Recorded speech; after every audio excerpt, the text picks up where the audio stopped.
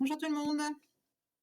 Oui, c'est utilisé dans plein de trucs. Donc, c'est après 1492 et c'est de Orff. Alors, ça met de bonne humeur, non? Donc, au programme, on va corriger le premier exercice de la feuille que je vous ai envoyé le corriger hier et puis on poursuit sur le chapitre. Alors, on y va sur ce premier exercice. Il s'agissait de trouver le proton le plus acide de différentes molécules. Donc, on y va. Donc, tout d'abord, vous aviez un certain nombre de molécules qui avaient tout un hétéroatome. Donc, premièrement, voire plusieurs hétéroatomes, soyons fous. Donc, pour la fonction acide, quand vous avez un hétéroatome, il faut déjà regarder quel hétéroatome est présent et s'il y a des protons directement accrochés. Là, il s'agissait de l'oxygène ou du chlore. Donc, le proton le plus acide dans le corrigé, c'est celui que je vous ai entouré en rouge. Donc, je dis proton, puisque s'il part si c'est un acide, il va partir sous forme de proton H+. Donc, sur la molécule, c'est un atome d'hydrogène. Donc, on va avoir ici différents protons. Il y a soit ceux qui sont directement accrochés à un hétéroatome, donc c'est ceux que vous avez ici, et ici. Voilà. Ou alors des protons qui sont proches d'un hétéroatome et qui vont avoir une acidité indirecte. Donc sur les protons en alpha d'un carbonyle, que vous avez ici et ici, là, il faut regarder la base conjuguée et elle est stabilisée par un effet mésomère. Petit point là-dessus, pour cette molécule-là, vous avez deux hétéroatomes qui sont un oxygène et un chlore.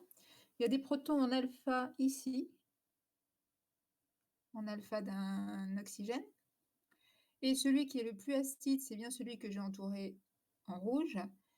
C'est parce qu'il est en plus à côté du groupe, de l'atome de chlore qui est électroattracteur. Donc ici, on voit à la fois des effets inductifs, on en a parlé hier à la fin du chapitre, des effets inductifs de l'atome de chlore qui va attirer à lui des électrons et des effets mésomères. Ici, c'est des effets mésomères. Tiens, bonne question. Donneur ou attracteur? Alors, question de Clarisse, quand il y a deux protons identiques qui ont la même acidité, oui, quand j'entoure les deux protons, bah oui, c'est des CH2 qui portent les protons en question. Donc effectivement, c'est complètement équivalent. Donc n'importe lequel des deux va pouvoir partir. Question d'Alix pour la deuxième molécule. Vous voulez parler? Oui, alors Alix, effectivement, il y en a un qui est ici. Alors, il n'est pas, si vous l'arrachez, vous ne pouvez pas faire de forme mésomère. Donc, il faut aller un cran plus loin sur le carbone voisin du carbone fonctionnel. Donc, le carbone en alpha d'un carbonyle, c'est pas le carbonyle. Donc, c'est bien sur le carbone d'un côté. Donc, l'hydrogène dont vous parlez, Alix, donc celui qui est directement accroché au carbone fonctionnel, si vous le faites partir, vous ne pouvez pas faire d'effet mésomère. Il est trop près. Donc, on ne peut pas faire d'effet mésomère. Et donc, la question que j'avais posée, l'effet mésomère qui est mis en jeu ici, c'est un effet mésomère qui doit stabiliser la base, c'est-à-dire un anion. Et donc, il faut un effet, effectivement, mésomère attracteur. Alors, dans le deuxièmement, il s'agissait de comparer les pKa de différents couples.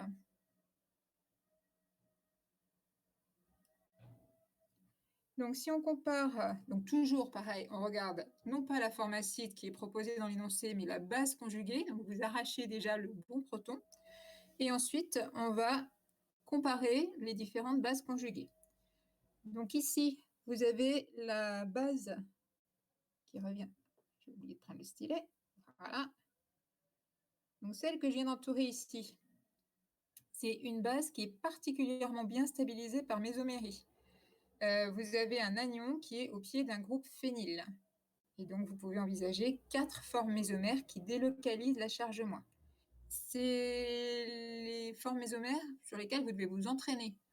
Vous devez vous entraîner à écrire des formes mésomères avec un groupe phényl indifféremment à côté d'une charge plus ou à côté d'une charge moins. Dans tous les cas, il y a une stabilisation. Donc ici, c'est l'effet mésomère attracteur du phényl. Donc si on compare, alors pour comparer, il faut déjà que les fonctions soient comparables, et on a effectivement deux fonctions qui se ressemblent. On va retrouver le groupe hydroxy ici, donc c'est les fonctions alcool. Dans le cas numéro 2, l'alcool ne s'appelle pas alcool bêtement, il s'appelle phénol.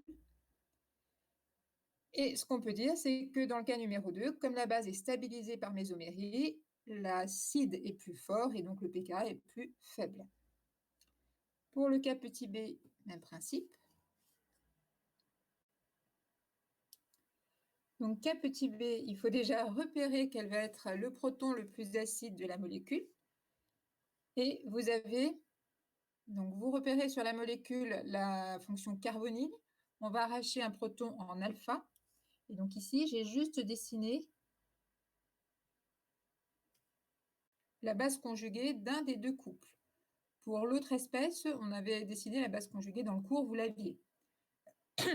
Donc vous avez 3 formes mésomères qui sont en plus de la forme mésomère qu'on a normalement sur... alors la forme mésomère qu'on a normalement, c'est celle-ci. Donc pour un proton qui serait en alpha d'un carbonyle, une fois qu'on l'arrache, la forme mésomère habituelle que vous avez aussi pour l'autre espèce. L'espèce qui est à côté présente la même forme mésomère pour la base conjuguée. Donc ça, ce que j'ai encadré en bleu, c'est normal pour un carbonyle. En revanche, on a en plus les 3 formes mésomères qui sont ici, où on délocalise sur 3 atomes du cycle aromatique. Voilà, voilà. Est-ce que vous avez des questions là-dessus? Écoutez, vous allez en arracher des protons hein, si vous faites de la chimie organique. Bon, on va poursuivre. Donc on poursuit sur la partie chimie orga. J'avais une petite question pour demain. Alors je vous réponds juste après Mathieu. Il y en a 9 parmi vous qui m'avaient fait des demandes de photocopie. Et parmi les 9, il faudrait que vous m'envoyiez un message si vous venez demain au lycée, en particulier si c'est demain matin ou demain après-midi. Parce que j'avais des photocopies à la Corette, mais ça a pris du retard. Et donc, bon, a priori, je ne sais pas, ceux qui viennent demain après-midi, vous pourrez retirer des enveloppes. Je crois que Madame Breuil a dû vous en préparer, des enveloppes. Donc, vous me direz si vous en avez déjà une prévue. Donc, pour ceux qui viennent au lycée, ou ceux qui peuvent venir au lycée demain, comme c'est un peu la journée porte ouverte avec les internes qui reviennent, a priori, on devrait pouvoir vous mettre des enveloppes à disposition. Alors, je n'ai pas encore confirmation de l'endroit, mais normalement, l'endroit le plus logique, ce serait dans le casier BCPST1, qui est à côté du bureau des CPE, à l'Agora. Donc, il y a un casier BCPST1. On peut éventuellement mettre des enveloppes là-dessus. Normalement, vous aurez accès à ce couloir.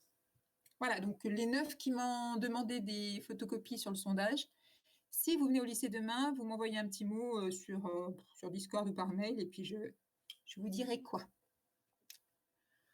Alors, je reviens sur la question de Mathieu, donc la position en alpha d'un carbonyle. On y va.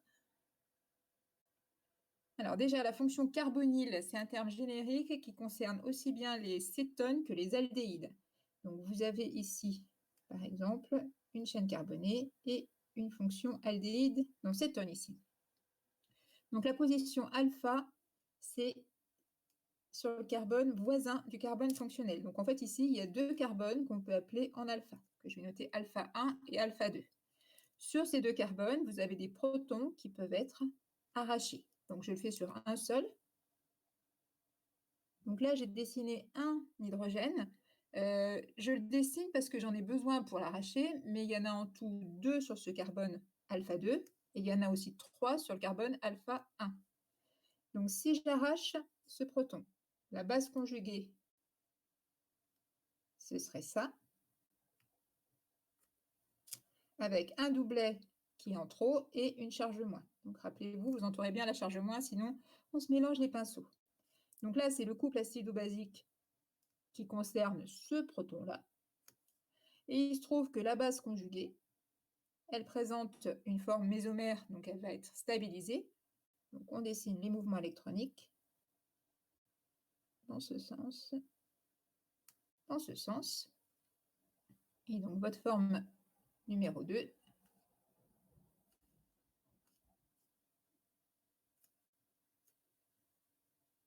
la double liaison se retrouve ici, et vous avez ici un doublet supplémentaire.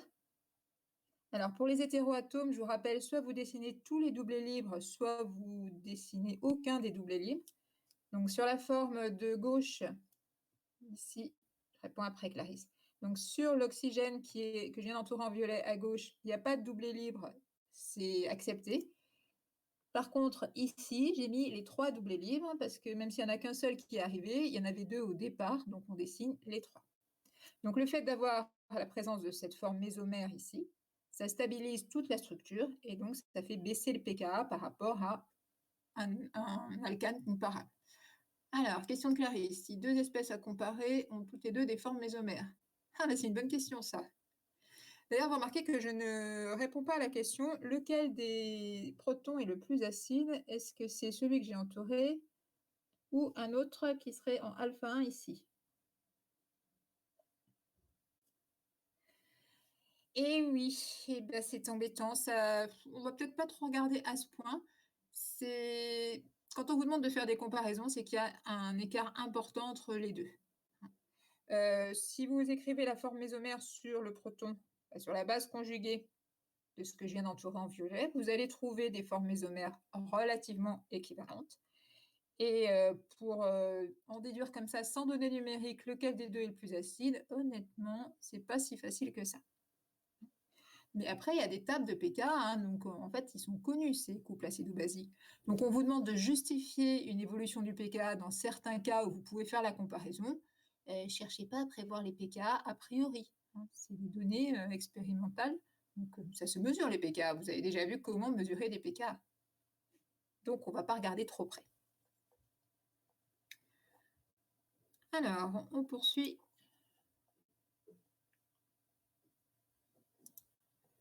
Sur le chapitre, donc le chapitre, on va démarrer le chapitre sur l'addition électrophile. Donc on a préparé hier avec la partie annexe.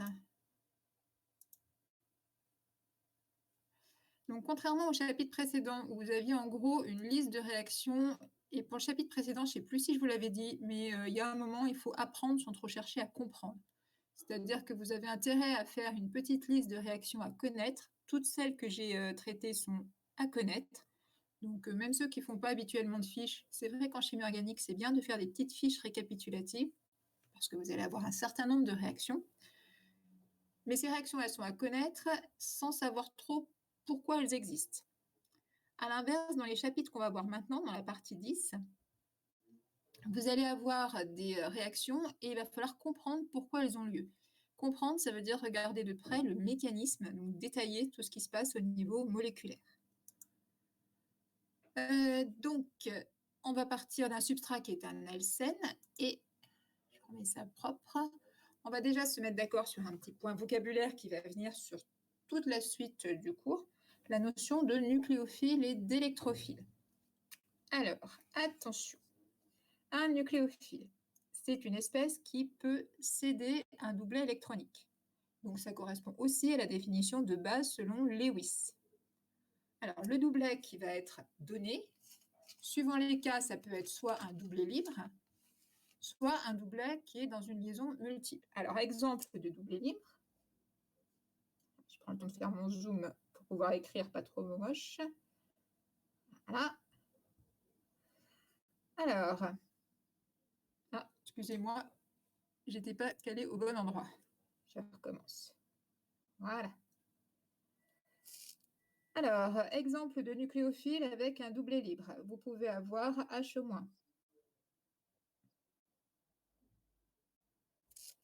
H-, ça a cette structure. Vous avez 3 doublets libres qui peuvent être cédés, qui sont portés par l'atome d'oxygène. Vous avez également la molécule H2O.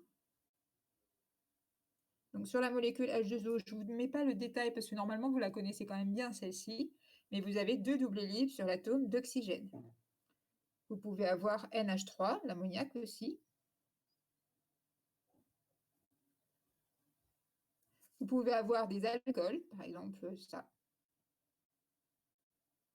Je suis un peu fort là.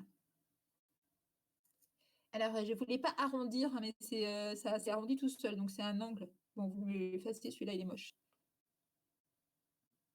Ah, il veut vraiment arrondir. Voilà, donc vous avez 2 doublets libres sur l'atome d'oxygène. Donc, toutes ces molécules sont des nucléophiles. Les nucléophiles, on retient qu'ils peuvent avoir une charge négative ou une absence de charge. Ils sont rarement positifs, hein. Donc, ils vont avoir soit une charge négative, soit pas de charge du tout. Vous pouvez aussi avoir les alcoolates. Un alcoolate, éthylo 1, c'est un nucléophile.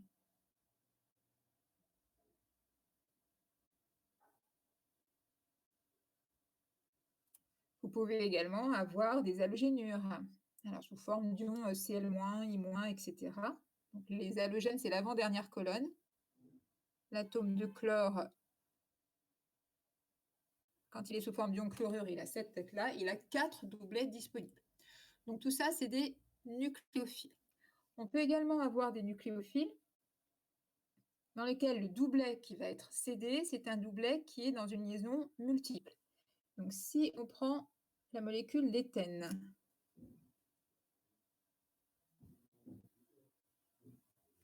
il y a une double liaison carbone-carbone. Les deux liaisons carbone-carbone ne sont pas toutes les deux identiques.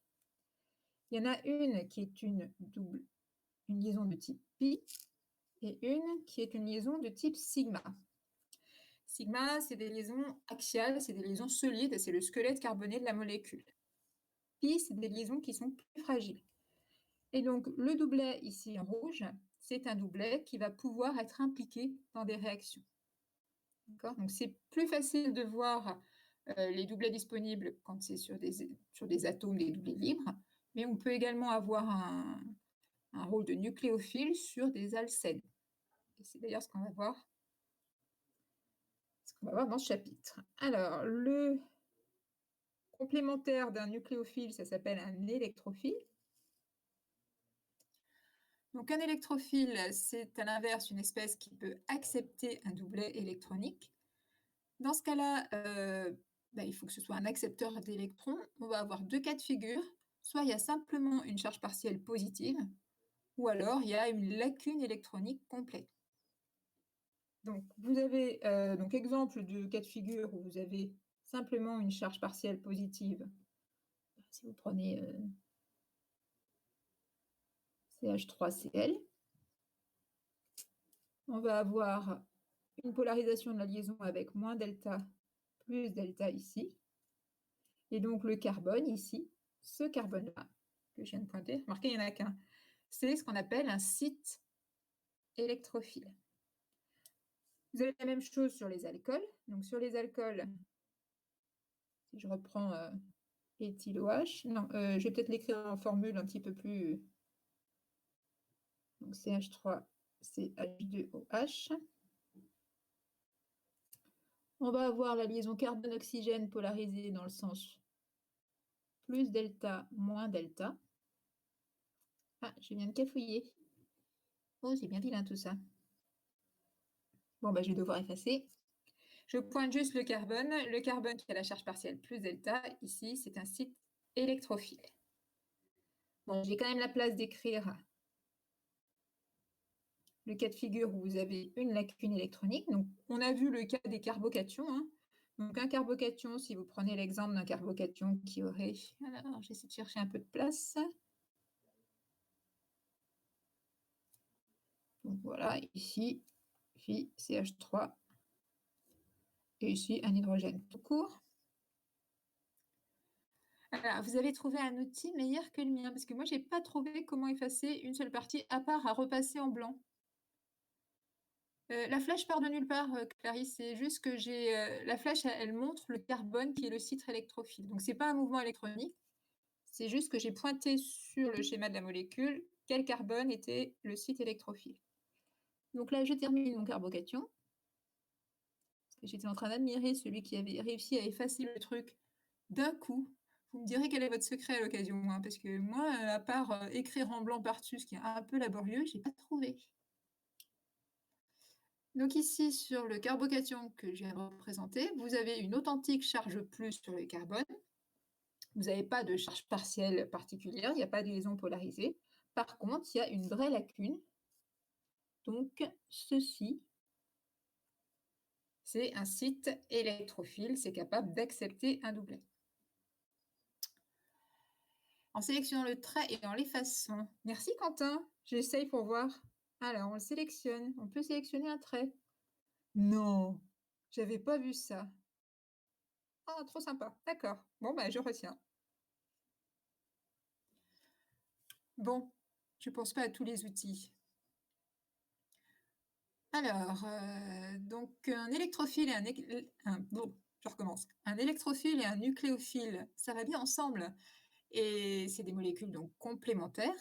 Les 2 vont pouvoir réagir l'une sur l'autre, et c'est même la base des réactions en chimie organique. Donc dans toutes les réactions qu'on verra, en gros, vous allez devoir partir et rechercher le nucléophile et l'électrophile. Une molécule, elle peut avoir les 2 casquettes, hein. Donc si on prend l'exemple d'un alcool, par exemple.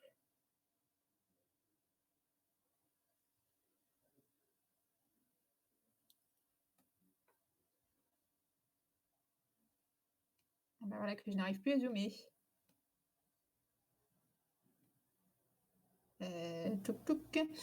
Excusez-moi, je n'arrive pas à arriver sur la partie à écrire, donc je change de page.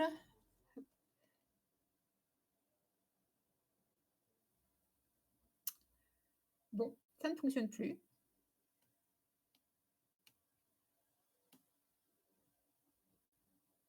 Impossible à faire fonctionner. Bon, moi, je vais essayer d'écrire directement là-dessus. Alors, sur un alcool, vous avez,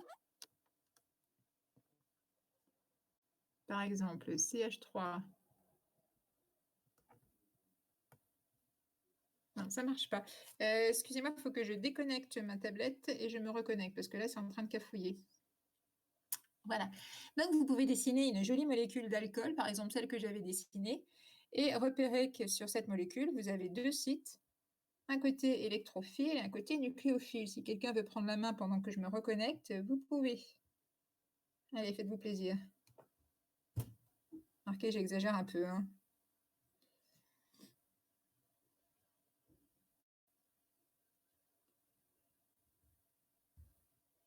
Alors, me revoici.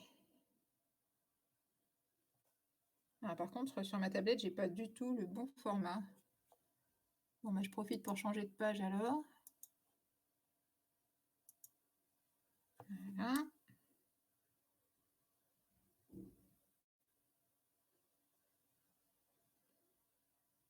Ça y est, j'ai retrouvé la main. Donc, bah, puisque personne n'a pris la main, je continue. Donc, on peut envisager ici la formation d'un alcool. Donc, je vous le dessine en formule semi-développée. Non, je ne vais pas prendre un alcool, j'ai déjà pris ça, je vais prendre une amine. Voilà, donc ici, on a une amine. On peut repérer que sur l'atome d'azote, on a un doublé libre. Donc, ceci, c'est un nucléophile.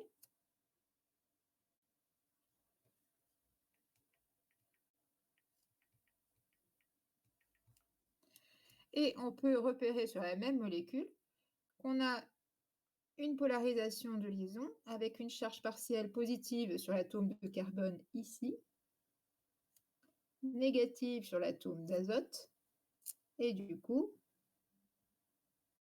l'atome de carbone qui est ici, lui, il va pouvoir jouer le rôle d'électrophile.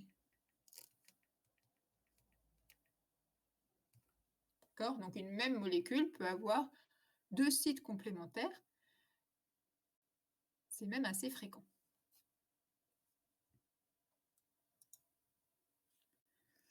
Alors, petit vocabulaire de chimie organique. Celui qui a le doublet, c'est-à-dire le nucléophile, en chimie organique, on considère que c'est lui l'attaquant. Et l'électrophile, c'est lui qui est attaqué. Clarisse, oui, c'était le carbone, j'ai peut-être passé un peu vite. Oui, oui. Donc le carbone précédent qui avait une charge plus delta, c'était le site électrophile. Et le double libre de l'atome d'azote, c'était le nucléophile. Alors, retenez de façon mnémotechnique, le doublet, vous considérez ça comme l'arme, hein, l'épée, le poignard, ce que vous voulez. Donc, le nucléophile, on dit que c'est l'attaquant, on va parler d'attaque nucléophile. Et l'électrophile, c'est l'espèce attaquée. D'un point de vue chimique, dans tous les cas, aussi bien électrophile que nucléophile, c'est des notions purement de cinétique. Qu'est-ce que ça veut dire? Ça veut dire que pour comparer 2 nucléophiles, pour savoir lequel est le meilleur, on va comparer la vitesse d'attaque sur un substrat commun. Plus la vitesse est importante, plus on dit que le nucléophile est un bon nucléophile. D'accord? Donc pareil pour comparer deux électrophiles, on va comparer la vitesse de réaction sur un nucléophile commun, et le meilleur électrophile, c'est celui qui donne la réaction la plus rapide. Donc retenez bien que nucléophile, électrophile, on en parlera tout le temps en chimie organique, et c'est des définitions de cinétique. Il y a déjà la définition au niveau de la structure, mais ensuite, pour leur comparaison, c'est vraiment de la cinétique.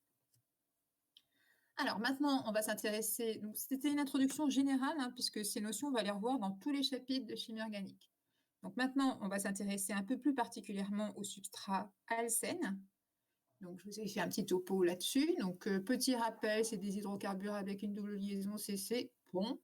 Formule générale CnH2n. Alors oui, c'est à condition qu'il n'y ait qu'une seule liaison double. Donc c'est pas forcément général, hein, puisque vous pouvez avoir des molécules un petit peu complexes. Donc la formule générale, c'est s'il y a une seule liaison double dans une structure d'hydrocarbures. Quand l'alcène est contenu dans un cycle, enfin quand la liaison double est dans un cycle, on parle de cyclène, et c'est pas réellement une fonction, c'est pas un groupe fonctionnel, la liaison double. Alors on peut dire fonction, c'est un léger abus de langage. On va pas chipoter. Mais en toute rigueur, c'est pas une fonction organique. Alors un alcène, vu qu'il a une liaison double, c'est une molécule qui est insaturée, et donc on va pouvoir saturer un alcène. Pour saturer une liaison double, la réaction s'appelle une addition. Donc on va avoir dans ce chapitre des réactions de type addition sur une molécule alcène pour donner au final une molécule saturée. Dans une réaction d'addition, ça c'est la définition, tous les atomes de départ, aussi bien le substrat qu'on a mis, c'est-à-dire ici l'alcène, et les réactifs qu'on a mis, les atomes se rajoutent. Donc on va retrouver à la fin la totalité des atomes qui ont été mis au début. C'est ça une addition. On rajoute, on n'enlève rien. Et il n'y a donc pas de sous-produit d'addition. Donc le produit est le seul produit effectif de la réaction bilan. Alors les cycles aromatiques, vous ne devez pas les considérer comme des alcènes, donc vous n'avez pas le droit de toucher à l'intégrité d'un cycle aromatique. Donc vous ne touchez pas à la liaison double des cycles aromatiques. Il y a des réactions possibles, mais ce n'est pas des réactions qui sont à votre programme. Donc pour vous, quand vous voyez des cycles aromatiques, vous ne faites pas de réaction d'addition dessus. D'ailleurs, ils ont fait très très peu des réactions d'addition. Pourquoi? Parce que c'est une molécule qui est très stable au départ et du coup, elle est moins réactive. Un alcène, c'est plutôt instable. Instable, ça veut dire réactif, ça veut dire intéressant. Ça veut dire qu'il va réagir. Petit point nomenclature. Alors, la nomenclature, vous savez, l'essentiel pour vous, c'est surtout de savoir dessiner une molécule à partir de son nom. Et si vous savez faire l'inverse, dans certains cas, ça peut vous rapporter un quart de point, mais souvent, on ne vous pose pas la question. Mais quand même. Donc, on rappelle le suffixe N, ouais, que vous connaissez déjà. Vous avez une numérotation qui doit, si possible, attribuer le plus petit numéro à la liaison double si elle est toute seule. Donc, vous avez quelques petits exemples ici. Bon, rien de particulier. Attention, parce que quand il y a des fonctions autres sur la molécule, la fonction autre, en général, est prioritaire. Donc, dans ce cas-là, vous attribuez le plus petit numéro à la fonction prioritaire. Donc, si on prend l'exemple que vous avez ici, la numérotation des atomes de carbone, vous attribuez le plus petit numéro à la fonction cétone. Donc, c'est 1, 2, 3, 4, 5, 6, 7, 8. Donc, c'est un dérivé, la racine, c'est l'octane. Et vous avez deux suffixes, comme quoi on peut avoir deux suffixes. On les met dans l'ordre alphabétique, donc N avant on. Et par contre, le plus petit numéro, c'est à on. Ce qui fait qu'ils ont toujours des noms relativement bizarres, les molécules. Voilà, voilà. Alors attention, parce qu'il y a quelques alcènes qui sont tellement fréquents que du coup, ils ont aussi un nom courant qui n'a rien à voir avec la nomenclature UPAC. Ce qu'on vient de dire précédemment, c'est, vous savez, la nomenclature conventionnelle UPAC, hein, c'est sans UPAC. Donc il y a des noms usuels qui restent très fréquemment utilisés notamment pour les petits alcènes. Donc l'éthylène, vous avez tous déjà entendu parler d'éthylène. Donc l'éthylène, c'est l'alcène avec 2 atomes de carbone. Donc son nom officiel, c'est éthène, mais si vous voyez éthylène, ce serait bien de ne pas forcément être surpris. Propylène, même chose pour une molécule qui devrait s'appeler propène, mais qui s'appelle propylène depuis longtemps et qu'on continue à appeler propylène. Attention, parce que parfois, la double liaison peut être dans un substituant. Donc ici, vous avez dans la ligne du dessous 2 substituants. Substituants, ça veut dire qu'ils ont une petite papate qui pendouille. Hein. Elle est là, la papate. Donc le substituant CH double liaison CH2, c'est le substituant vinyle. Et pareil, donc pour celui d'à côté, voilà sa petite papate qui indique que c'est un substituant. C'est le substituant allyle. Je ne sais plus si je vous avais dit au niveau des substituants, par exemple le substituant méthyle CH3. Alors ça n'a rien à voir, mais CH3, c'est le substituant méthyle. Et quand on parle du substituant, on lui met un E au bout. Donc c'est le substituant méthyle. Et quand il est inclus dans le nom d'une molécule, le méthyle s'évapore. Ce que vous avez dans le méthylpropène ici. Le E de méthyle s'est vaporisé. Bon, ça fait partie des nombreuses conventions de nomenclature. C'est histoire de vous embêter avec des détails. Bref, ça fait beaucoup de noms possibles parfois pour une molécule. Donc si vous regardez la molécule qui est ici, on a plusieurs façons de l'appeler. On peut considérer que globalement, c'est une molécule avec 2 carbones dans la chaîne principale, qui seraient les carbones 1 et 2. C'est donc un éthène avec un vinyle qui est accroché au carbone ici numéro 2. Il n'y a pas besoin de faire des numérotations puisqu'il n'y a pas d'ambiguïté ici. Donc on pourrait l'appeler du phényléthène. Le substituant phényl, c'est celui-ci.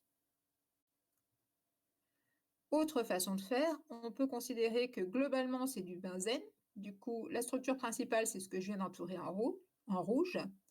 Et accroché à ce benzène, on a le substituant vinyle qu'on a vu précédemment.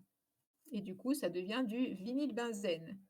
Vous pouvez remarquer l'évaporation du E entre le nom du substituant et ici le nom dans une molécule. Bref, cette molécule pourrait avoir 2 noms officiels qui fonctionnent bien. Et en fait, personne ne l'appelle jamais de ces 2 façons-là. Tout le monde l'appelle du styrène. Vous avez tous déjà entendu parler du styrène? C'est lui, le styrène. Ce n'est pas une molécule à connaître. Hein. C'est juste pour vous indiquer que parfois, il y a des noms qui ne sont absolument pas opaques. Vous n'avez pas normalement à connaître des noms courants de molécules. Alors, on poursuit. Page 5.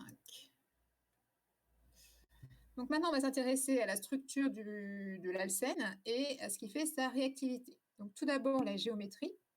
Mais oui, le polystyrène vient de la pile poil. Oui, polystyrène, ça veut dire plusieurs styrènes. On en reparlera à la fin du chapitre d'ailleurs. Donc les 2 carbones, ici, c'est de là.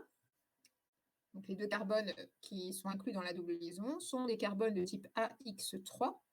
Donc ça veut dire que la géométrie, elle est plane. Donc un alcène dans l'environnement de la liaison double, c'est plat. Les 2 doublés liants, comme on a dit, ne sont pas équivalents puisqu'il y en a un, c'est le doublet sigma. Donc le doublet sigma qui est ici, ça va être... Alors, en structure de Lewis, on dessine les 2 doublets de la même façon. Mais ces 2 doublets, les 2 petits traits qu'on fait de la même façon, en fait, il y en a un qui peut bouger et pas l'autre. Finalement, je vais l'effacer, c'est assez moche. Ah, je vais prendre la super technique. Oh là, maintenant que j'ai appris une technique. Merci Quentin, vous m'avez fait gagner un temps précieux pour la suite. Au bout de 2 mois et demi d'utilisation de la plateforme, quand même, on apprend encore des choses. Donc ici, vous avez les détails qui illustrent la solidité des 2 liaisons.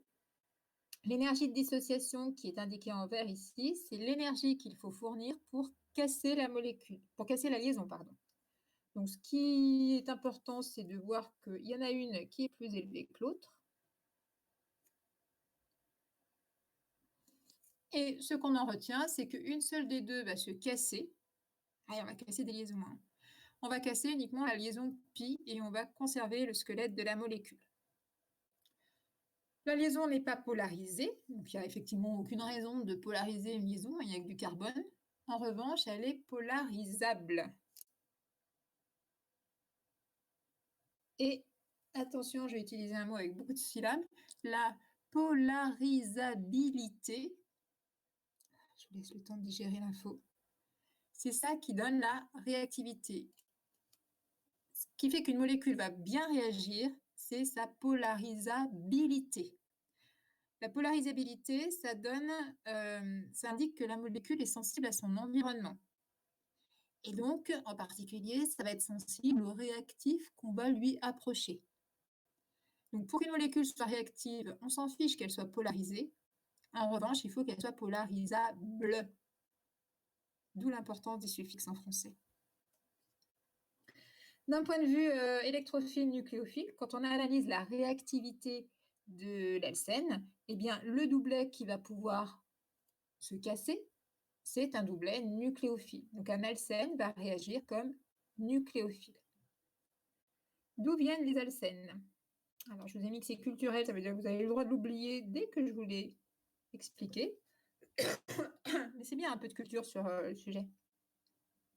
Donc, les alcènes tout simples ne sont pas des molécules naturelles. Ils sont obtenus par synthèse à partir d'autres molécules, en général à partir d'alcanes. Les alcanes, c'est naturel, il y en a dans le pétrole. Et pour fabriquer des alcènes, en pratique, on s'amuse à casser des alcanes plus gros.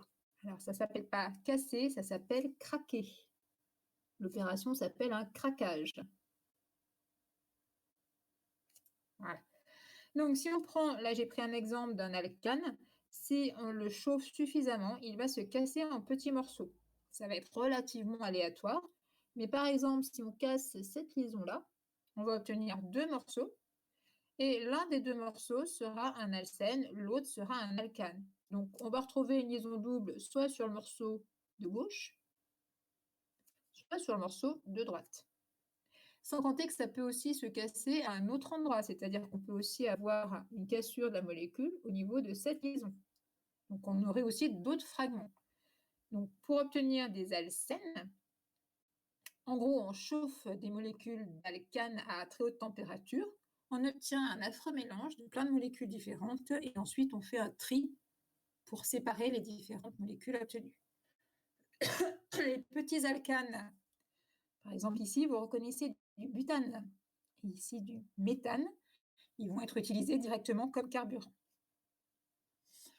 À l'inverse, si c'est des molécules qui sont conjuguées, vous avez l'exemple de la vitamine A en dessous, les molécules, les alcènes suffisamment conjuguées, ça les stabilise, donc on peut les avoir de façon complètement naturelle.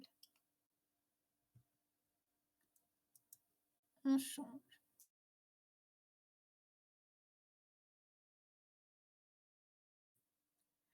Alors, un petit point sur les propriétés physiques. Propriétés physiques, c'est d'une part les températures de changement d'état et d'autre part les solubilités.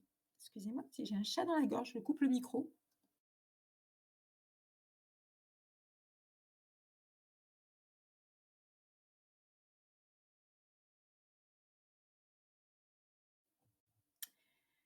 Voilà, me revoici. Ah, j'ai la voix un peu plus claire. Donc, rien à retenir de tout ça. Tiens, c'était qui Bobo du 36 qui vient de partir? On a un Bobo du 36, nous.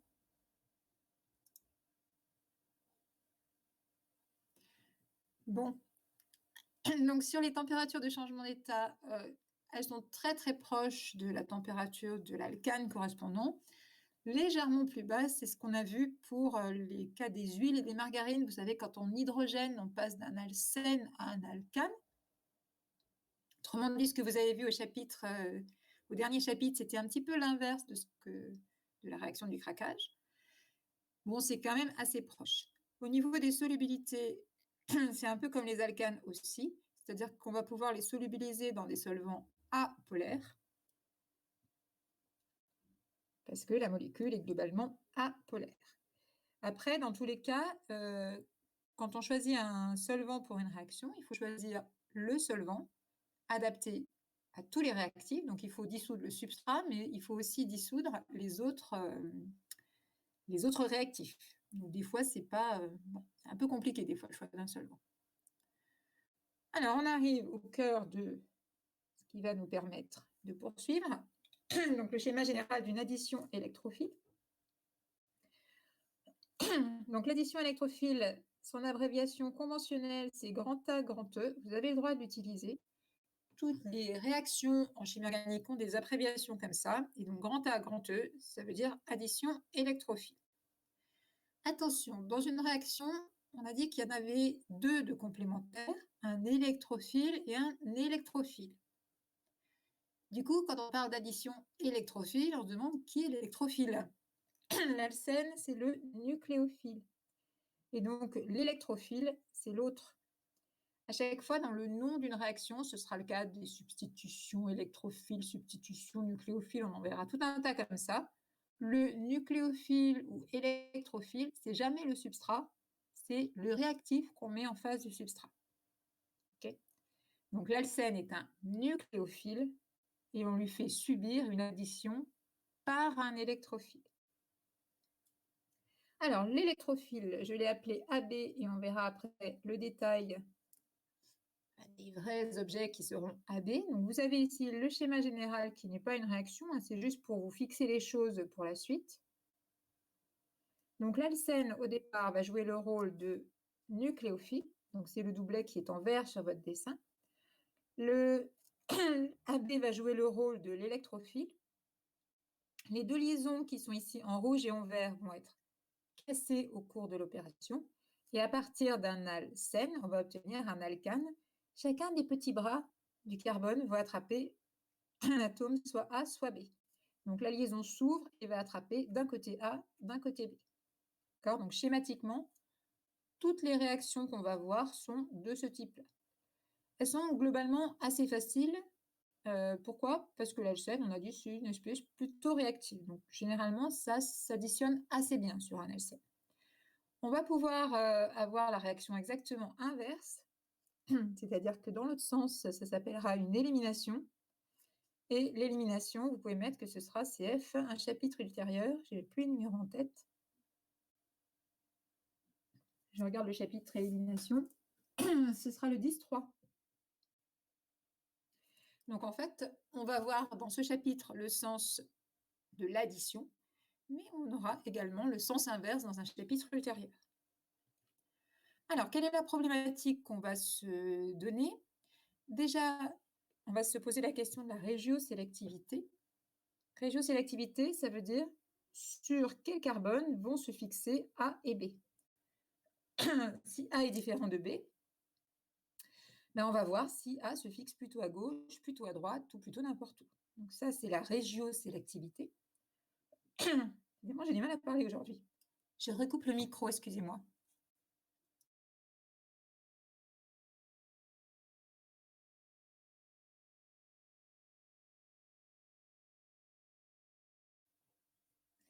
Me revoici. Donc, deuxième question qu'on va pouvoir se poser, la stéréochimie, c'est-à-dire à partir de l'alcène de départ, est-ce que les atomes A et B se fixent n'importe comment? Est-ce qu'ils se fixent du même côté du plan initial ou est-ce qu'ils se fixent de part et d'autre du plan initial? Et ça, c'est déjà des notations que je vous avais parachutées dans le chapitre précédent. S'ils se fixent du même côté, du même côté, on va parler d'addition sine. Si A et B se fixent de chaque côté, un au-dessus, un en dessous, on va parler d'addition anti. Et s'ils se fixent n'importe où, ça va être aléatoire. Il n'y a pas de stéréosélectivité. D'accord? Deux questions à se poser sur la sélectivité. Est-ce que c'est régiosélectif? Là, on va voir quels sont les isomères possibles. Et est-ce que c'est stéréosélectif? On va voir quels sont les stéréoisomères possibles. C'est généralement indépendant, les deux. Hein. On y va, on part sur des vraies réactions. Respirez à fond. Et donc, la molécule AB qu'on va choisir d'additionner, ça va être au choix soit HX, mais qui est X, soit de l'eau. Et on commence par l'hydrohalogénation, donc HX. X en général, en chimie organique, c'est la lettre qu'on réserve aux halogènes. Donc X, ça va être du chlore, du brome ou de l'iode.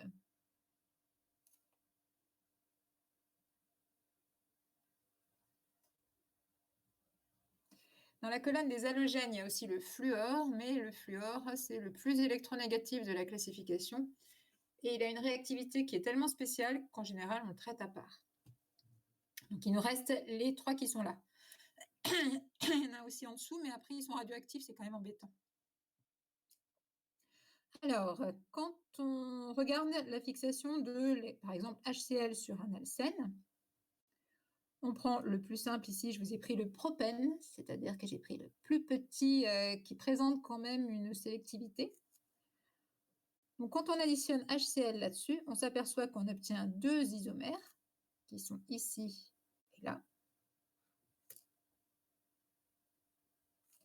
Sur les formules topologiques qui sont indiquées ici, j'ai rajouté l'atome de chlore. Il y a un atome d'hydrogène qui s'est rajouté, qui n'apparaît pas dans la molécule en formule topologique, mais cet hydrogène-là que je viens d'encadrer en vert, à l'arrivée, on va le retrouver ici ou ici.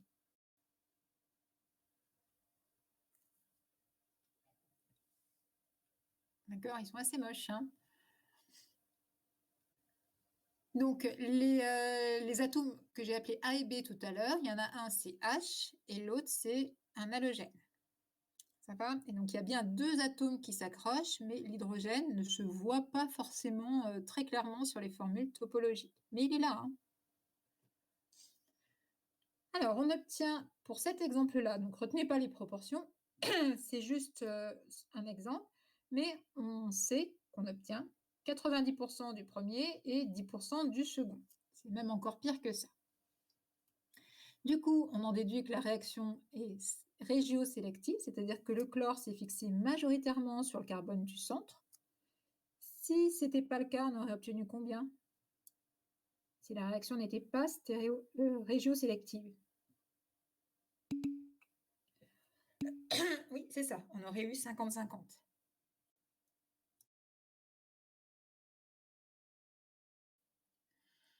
Donc, comme on a quand même un gros écart entre les deux, on peut en déduire que c'est quand même bien régiosélectif.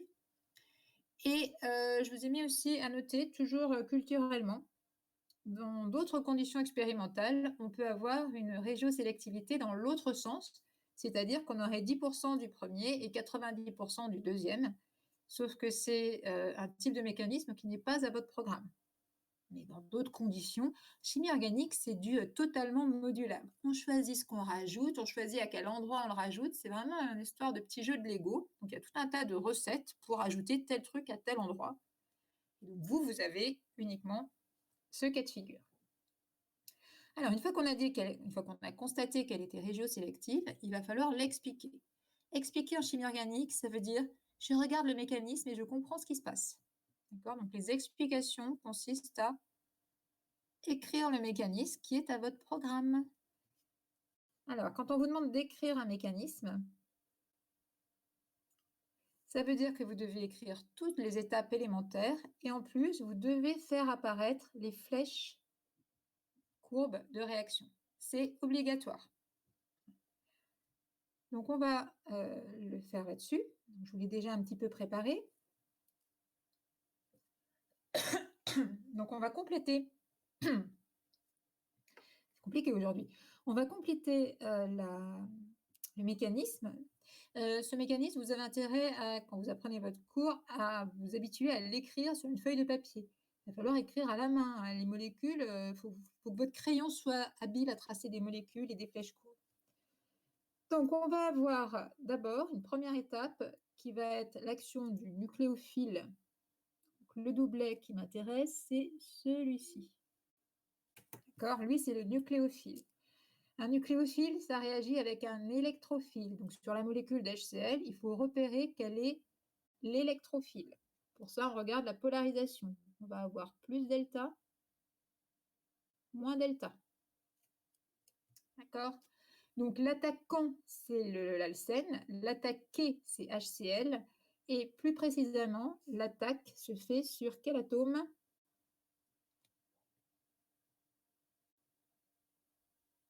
Une fois, deux fois? Oui, il va attaquer sur l'atome d'hydrogène. Donc on va le faire apparaître ici. Donc vous devez faire des flèches courbes et vous devez bien, il ne faut pas qu'il y ait d'ambiguïté, la flèche courbe, on doit voir le doublet de départ et on doit voir le point d'arrivée. Donc le doublet de départ, c'est celui que j'ai dessiné en rouge. Vous avez le droit de la tortiller dans tous les sens, regardez. Donc vous la courbez, vous la mettez jamais droite et vous pouvez la courber comme vous voulez. Elle peut faire un très grand chemin, la flèche courbe. Là, vous voyez, j'ai pas hésité. Simultanément, on va avoir rupture de la liaison HCl. D'accord? Donc première étape, ces deux flèches courbes vous expliquent ce qu'on obtient ici. Donc vous voyez que Cl part sous forme de Cl-, et pour les carbocations possibles, deux cas de figure, soit l'hydrogène s'est fixé pardon, ici, soit l'hydrogène s'est fixé ici. D'accord? Le doublet libre, pardon, c'est pas un doublet libre. Le doublet en rouge, il a attrapé un atome d'hydrogène et il reste accroché à un atome de carbone. Donc deux cas de figure. Non, excusez-moi, je me suis trompée, je vous ai dessiné deux fois le même. Ah, la boulette. Attendez, je sélectionne et j'efface.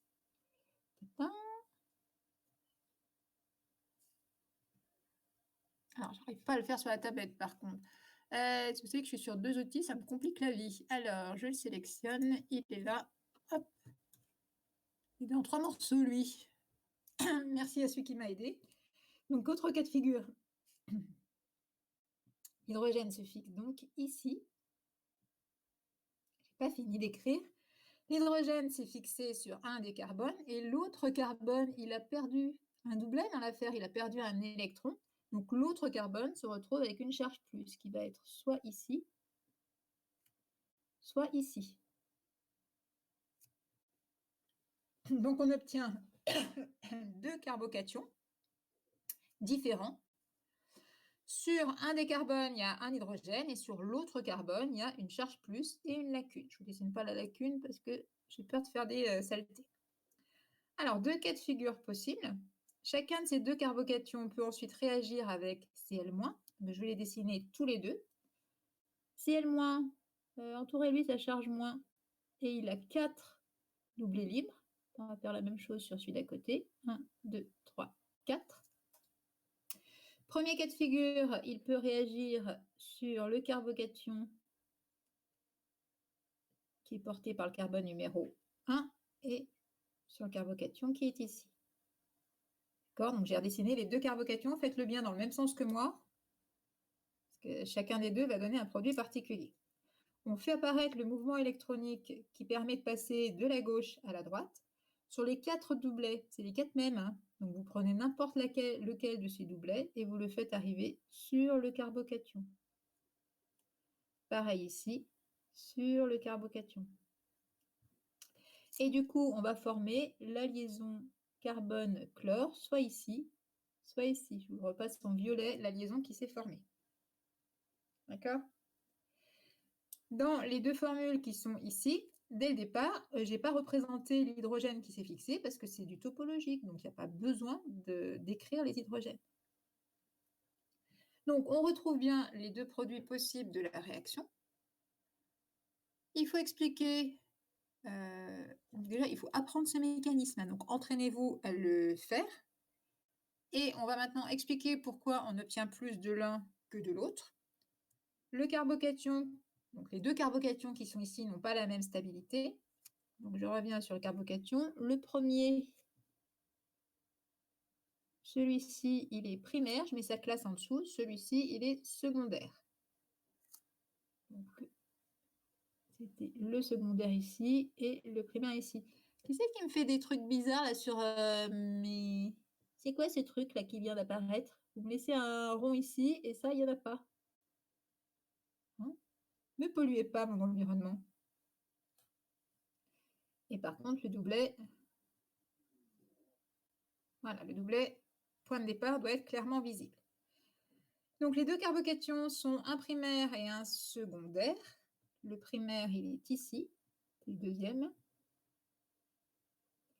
Et on a vu que le carbocation est plus stable s'il a une classe supérieure. Donc le carbocation secondaire est plus stable. Et ce qu'on observe, c'est qu'on obtient majoritairement l'espèce qui est issue du carbocation le plus stable. Et l'espèce qui est issue du carbocation le plus stable, c'est celui que je viens de pseudo-encadrer en bleu. Ça va? Donc c'est ce que vous avez en dessous. Attention, je change de page.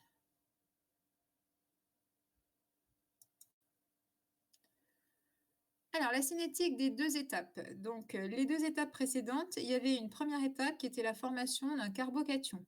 Donc, la formation de l'étape 1, quand c'est un carbocation, c'est toujours lent ou difficile?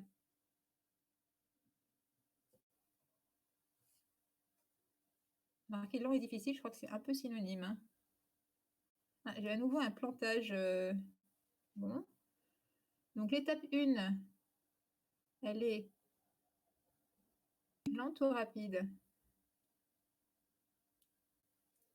C'est le secondaire qui est le plus stable, Clarisse. Et donc, l'étape lente, c'est là.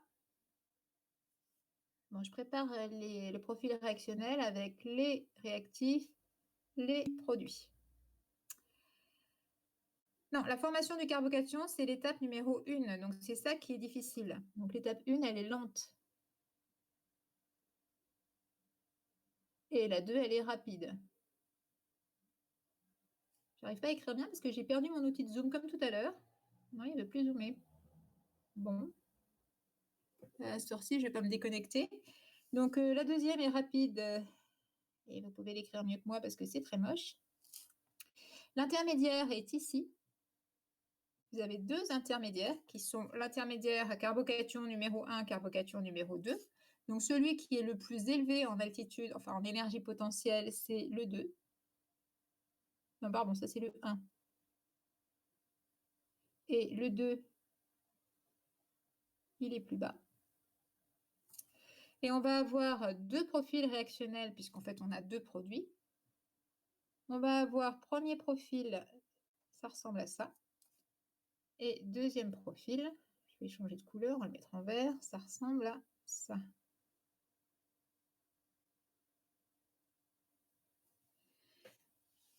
Donc, si je récapitule, au départ, vous avez les réactifs. La réaction 1, elle est ici. C'est la première étape. Elle est lente, ça veut dire qu'elle a une énergie d'activation importante. La deuxième étape, elle est là. Et vous avez un profil réactionnel qui ressemble à ce que vous avez vu dans le cours sur l'AEQS, sur les mécanismes réactionnels. Et quand vous dessinez des profils réactionnels, là je l'ai mal fait parce que j'arrivais plus à zoomer, mais ça doit arriver sur les plateaux de façon tangente et vous passez par un maximum entre le départ et l'arrivée de chaque étape.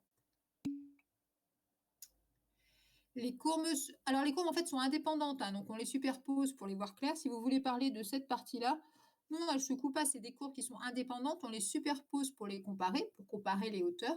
Et ce qui compte, c'est que l'énergie d'activation que vous avez ici, elle est plus petite que alors la verte au niveau de l'intermédiaire réactionnel. C'est juste qu'elle est mal tracée, la verte. Non, c'est pas normal d'arrêter les courbes. Alors, hop. Voilà, donc les courbes, elles sont continues. Elles sont, normalement, ça arrive sur le plateau bleu et c'est juste que j'ai perdu le zoom, donc je suis obligée d'écrire avec un gros stylet sur un tout petit écran. Désolée. Et la flèche, la double flèche que je vous ai mis ici en noir, c'est l'énergie d'activation. L'énergie d'activation, elle est plus élevée pour la courbe en vert. Je ne la rajoute pas parce que ça va être moche. Donc l'énergie d'activation, EA,